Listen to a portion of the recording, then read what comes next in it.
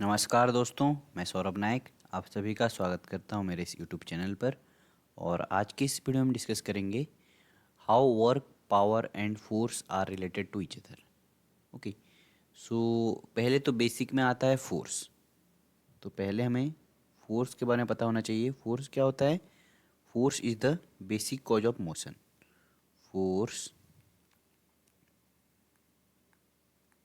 Force is the basic cause of motion. Okay, basically हमने force के बारे में जो पढ़ा था दैट इज पुल और पुश। पुल और पुश। पुश मतलब क्या? जो कि एक बॉडी के स्टेट को चेंज कर रहा है। अगर वो रेस्ट स्टेट में है तो उसको मोशन में ला रहा है, और अगर वो मूव कर रहा है तो रेस्ट में ला रहा है। तो जो चीज़ एक मूविंग बॉडी को रेस्ट में लाता है या फिर एक रेस्ट बॉडी को मूव कराता है उसको बोलते हैं हम फोर्स। सो फोर्स का फॉर्मूला क्या है? फोर्स इक्वल टू, हमने देखा था, mass into acceleration. Okay, that is F equal to ma, that is by Newton's second law. Newton's second law. Okay, तो फोर्स का फॉर्मूला हमें पता है। नेक्स्ट हम देखते हैं वर्क के बारे में। वर्क मतलब क्या? whenever a force acting on a body, force acting on a body displaces it, then work is said to be done.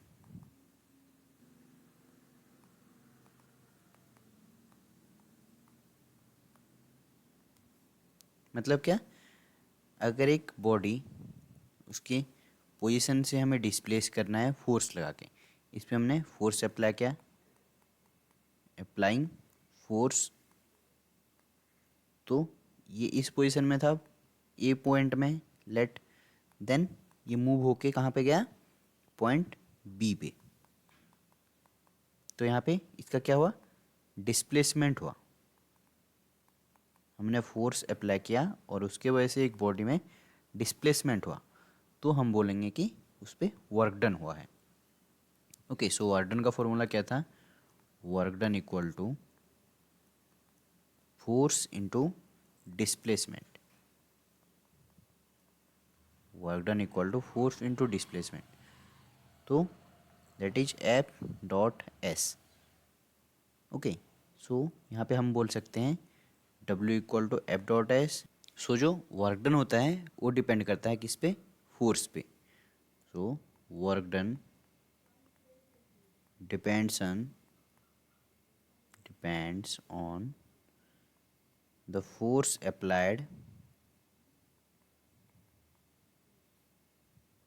and the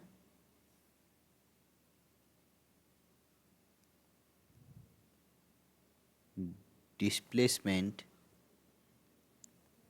caused by the applied force।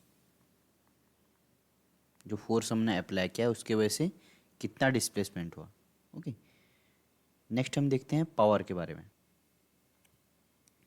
Next power. Power मतलब क्या? Power can be defined as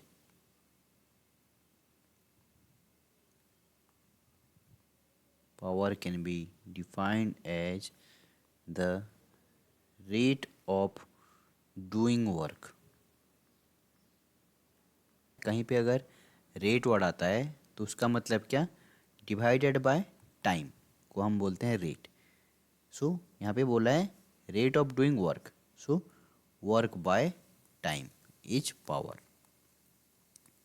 so power equal to work by time. So P equal to W by T, और हम इसको लिख सकते हैं P equal to W by T. So अब हम देखते हैं तीनों के बीच में रिलेशन। ओके, सो हमने यहाँ पे लिखा फाइनल में P equal to W by T.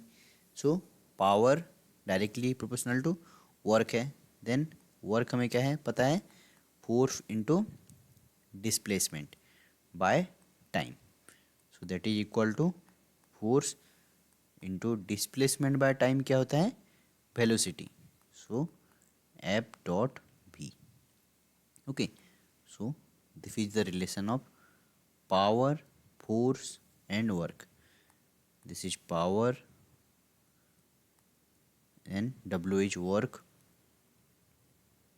W equal to work and F क्या है, force. ओके, तो power equal to force into velocity भी हम बोल सकते हैं, और power equal to work done by time. Okay, so this is the relation between work, force and power.